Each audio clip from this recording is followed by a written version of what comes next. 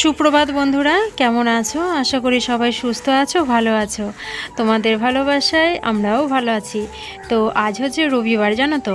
তো আজ রবিবার বলে ভেবেছি একটু বেলা করে ঘুম থেকে উঠবো, কিন্তু বড় মেয়ের এমন টাইমে পড়া থাকে যে বেলা করে ওঠার কোনো ইচ্ছে থাকলেও আর কি উপায় হয় না।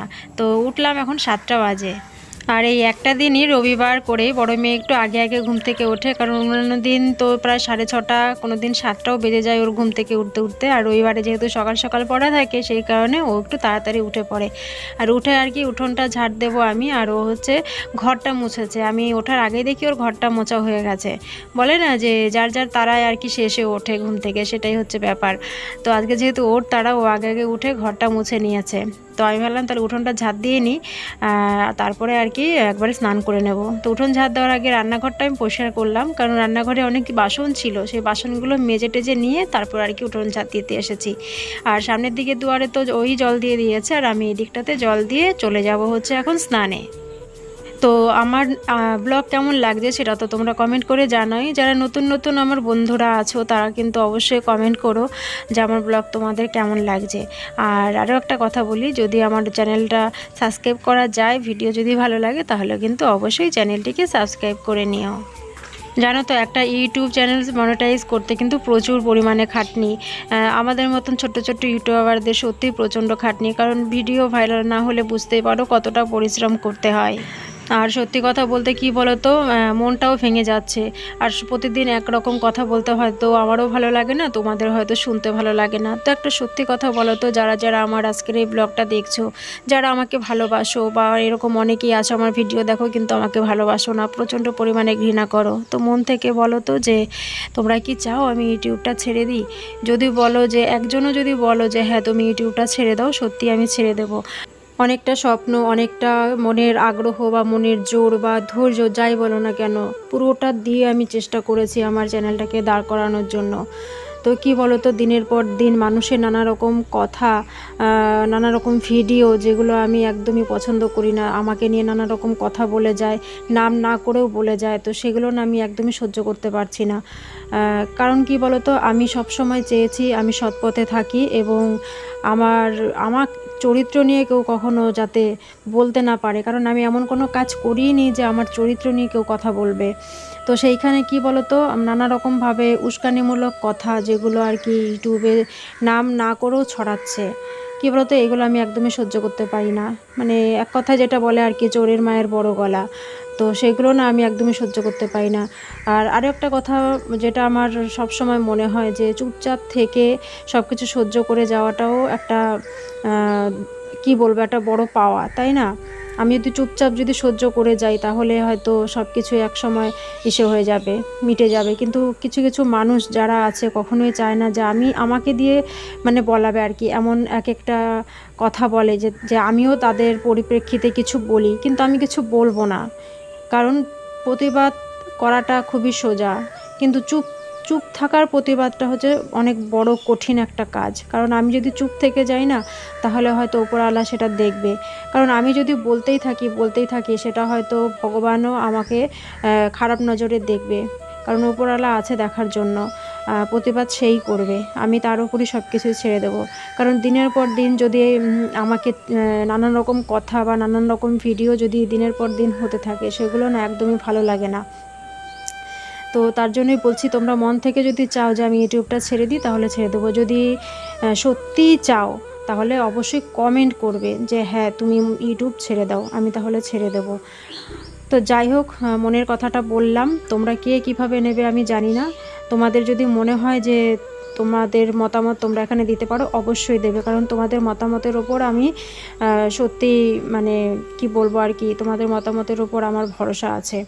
তো যাই হোক, সকালবেলায় দেখো চা করে নিলাম, একবারে স্নান টান করে নিয়েছি, জামা কাপড় মেলে নিয়েছি দেখলেই। তারপরে রান্নাঘরে এলাম, রান্নাঘরে এসে দেখো আমাদের 4 জনের জন্য চা করে নিলাম, আর এনেছি বান রুটি। এই বান রুটিটা না আমার একদমই ভালো লাগে না খেতে, কারণ কি বলো তো, খেলে পরেই সঙ্গে সঙ্গেই গ্যাস হয়ে যায়। লম্বা যে রুটিটা, সেই রুটিটাই ভালো লাগে খেতে। তো সেই রুটিটা দোকানে ছিল না, দোকানে রুটিওয়ালা দিতে দিতেই নাকি সব রুটি বিক্রি হয়ে গেছে, আর এই বান রুটিগুলোই ছিল। তো অজ্ঞতা রুটি নিয়ে আসলাম। তো চা খাওয়া হয়ে গেছে, আর ওদিকে দুষ্টু আর দুষ্টুর বাবা গেছে বাজার করতে। আর তোমরা যারা আমার ডেইলি ব্লগ দেখো তারা তো রবিবারের ব্লগটা তোমাদের মনে হয় মুখস্থই হয়ে গেছে, যে দুষ্টু আর দুষ্টুর বাবা বাজার করতে যায়। তো চাটা খেয়ে দেখো চায়ের বাসনগুলো ধুয়ে জায়গা মতন রেখে নিলাম। আর অনেক দিন হয়ে গেছে জানো তো, একটা জিনিস আর কি লোকের কাজ এনে রেখে দিয়েছি। এই দেখো অনেক দিন হয়ে গেছে, মানে করাই হচ্ছে না। কাল রাতেও নিয়ে কয়েকটা বসেছিলাম, তো বেশ কয়েকটা এখনও রয়েছে, 20-22টা মতো এখনও রয়েছে। তো দেখো এই কটা হচ্ছে কাল রাতে করেছিলাম, তো সেই কটাই আর কি তোমাদের দেখাচ্ছি যে কিভাবে করতে হয় হাতের কাজটা। পয়সা আছে করলে পরেই, কিন্তু কি বলো তো, ইউটিউব চালিয়ে প্লাস সংসারের কাজকর্ম করে না একদমই সময় পাই না এই কাজগুলো করার, সেই জন্য দিয়ে আসতেও পারছি না। তো ভাবছি আজকে যে কটা আছে করে ফেলবো, যত রাতেই হোক করে ফেলবো। কাল তো সোমবার, কাল আর কি দিয়ে আসবো। তো সেই জন্যই একটু তাড়াতাড়ি করছি, যে কটা আর কি করতে পারি রান্না করার আগে, আর পরে আবার সব বিকেলে যে কটা থাকে আর কি সেই কটা করে নেব। তো একটু সময় লাগে এই যা, কিন্তু করতে কি বলো তো ভালোই লাগে, কিন্তু আমার সময়ের জন্যই আর কি করা হয়ে ওঠে না। তো বাজার চলে আসার আগে যেই কটা করে নিতে পারি সে কটাই তো এগিয়ে যায়, তাই না বলো? তো দেখো রবিবারের বাজার চলে এসেছে, ব্যাগ ভর্তি বাজার। তো কি আর বলবো তোমাদের, রবিবার মানে নানান রকম সবজি। আর আজ ভেবেছিলাম মাংস আনবে, কিন্তু মাংস আনেনি। যেহেতু শুক্রবার দিন আমরা মাংস খেয়েছি, সেই কারণে আজকে না আর মাংস আনেনি। আর লাউটা বড় হলে কি হবে, মানে কচি মনে হচ্ছে। আর এদিকে দেখো এনেছে কতগুলি হচ্ছে কুলেখাড়া পাতা। আমার পিসি শাশুড়ি কুলেখাড়া পাতার রস খায়, শরীরে যেহেতু রক্ত কম সেই কারণে। তো কিভাবে রস এত খায় কি জানি, আমি বুঝি না কি করে খেতে পারে। আমি তো একদমই কোনো কিছু পাতার রস খেতে পারি না। তো যাই হোক, যা যা সবজি এনেছে সেগুলো ঢাললাম না, কারণ ঢাললে আবার সেগুলো ব্যাগে পুরতে হবে, পুরে তারপরে ধুতে হবে, সেই কারণে আর ঢাললাম না। আর একবারে আর কি ব্যাগের মধ্যে যা যা সবজি আছে সবই আর কি ধুয়ে নিচ্ছি। আর আজকে একদমই মনে ছিল না যে পেঁয়াজ আর রসুন আদাটা বার করে রাখতে, কারণ পেঁয়াজ রসুন আদা এই বর্ষাকালে যদি আমি ধুই না একদমই পুরো নষ্ট হয়ে যায়। তো দেখো আজকে একদমই মনে নেই বার করে রাখতে। আর এই যে বললাম আজকে মাছ এনেছে, তো মাছ এনেছে হচ্ছে কাতলা মাছ। তো মাছ কি বলতো, আমি দুষ্টুকে যখন দুপুরবেলা খাওয়াই ও তো পুরোটা মাছ খায় না, মানে এক পিস মাছও পুরোটা খেতে পারে না। তো যতটুকু খায় আর তারপরে যদি পড়ে থাকে সেটুকু আমি খাই। তো ওটা হচ্ছে কি বলতো, পরে আমি যখন নিজে ভাত খাই তখন আমার আর সেই মাছ দিয়ে খেতে ইচ্ছা করে না। তো সেই কারণে আমি বলি যে মাছ একটু কম আনবে। আর মাছ মানে যদি 5 পিসও মাছ আনে, সেই 5 পিস মাছ থেকেও না এক পিস হলেও পড়ে থাকবে, এমন হয়। তো দুষ্টুভাবে দুপুরে যদি মাছ খায় রাতে আর খেতে চায় না। তো জোর করে রাতে দিই যে তুমি ডাল তো খাবেই, ডাল ভক্ত যেহেতু ডাল ছাড়া ভাত খেতে পারে না, কিন্তু আজ মাছ দিয়েই খেতে হবে। তো দেখো লাউটা এনেছে, লাউটা এত কচি দেখে আর মনটা মানলো না যে দূর আজকে আর ডাল করব না, আজকে করব হচ্ছে লাউ ঘন্ট। তো কিছুটা লাউ আর কি রেখে দেবো কালকে আর কি, কালকে যেহেতু জন্মাষ্টমী নিরামিষ খাবো সেই কারণে আর কি কিছুটা লাউ রেখে দেবো, আর বেশিরভাগ লাউটাই হচ্ছে ঘন্ট করব।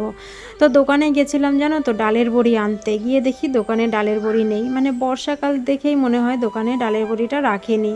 তো লাউটা দেখো একদম ঝিরিঝিরি করে কেটে নিয়েছি। তো লাউ ঘন্টটা বিশ্বাস করবে না বন্ধুরা, আজকে অনেক দিন পর লাউ ঘন্ট করেছি। আর লাউ ঘন্টটা এত টেস্টি হয়েছে খেতে, মানে মাছের ঝোলের থেকেও বেশি ভালো হয়েছে লাউ ঘন্টটা। তো আমি আমার জন্য আবার আরও একটা জিনিস করেছি, সেটা হচ্ছে ঢ্যাঁড়স ভাজা। আগের দিনের মানে আগের রবিবারের আর কি কতগুলো ঢ্যাঁড়স ফ্রিজে ছিল, একদম না শুকিয়ে গেছে, কোনোটা পচেও গেছে। তো সেখান থেকে বেছে বেছে কয়েকটা ঢ্যাঁড়স ভাজা করেছি। তো যাই হোক, যা যা রান্না করব সব কিছুই কেটে নিলাম একবারে, তারপরেই রান্নাঘরে বসালাম। আর আজকে রান্নাটাও তাড়াতাড়ি হয়েছে, কারণ খুব একটা না আজকে ভিডিও করিনি। ভেবেছি যে না আজকে 12:30 কি 1টার মধ্যেই সমস্ত রান্না কমপ্লিট করব। আর হয়েও গেছে গো, 1টার আগেই আমার আজকে রান্না হয়ে গেছে। তো মাছের ঝোলটাই আগে বসাচ্ছি, তারপরে লাউ ঘন্ট করব, চাটনি করব, আর হচ্ছে ঢ্যাঁড়স কটা ভাজা করব শুধু আমার জন্য। তো দেখো মাছের ঝোলটা বসিয়েছি, আর মাছের ঝোলটা যেহেতু আমার খুব তাড়াতাড়ি করতে হবে সেই কারণে আর ভিডিও করিনি। মাছের ঝোলটা হয়ে গেছে, নামিয়ে নিচ্ছি। আর অন্যদিকে আমার সমস্ত রান্নাবান্নাও সব হয়ে গেছে, আর ভাতটাও হয়ে গেছে। তো চলো আজকের মতন ব্লগটা তাহলে এ পর্যন্তই। আর তোমাদের মূল্যবান কমেন্টের অপেক্ষায় রইলাম, অবশ্যই তোমরা কমেন্ট করো, ভালো লাগলে একটা লাইক করো। আর যদি মনে হয় আমার এই ছোট্ট চ্যানেলটি সাবস্ক্রাইব করা যায় তাহলে সাবস্ক্রাইব করে দিও। আর যদি মনে হয় যে না তোমার ইউটিউবে থাকার দরকার নেই, তুমি ইউটিউব থেকে বিদায় নাও, তাহলে ইউটিউব থেকে বিদায় অবশ্যই নিয়ে নেব। তো চলো আজকের মতন তাহলে এ পর্যন্তই, তোমাদের কমেন্টের অপেক্ষায় রইলাম। তো চলো টাটা, বাই বাই।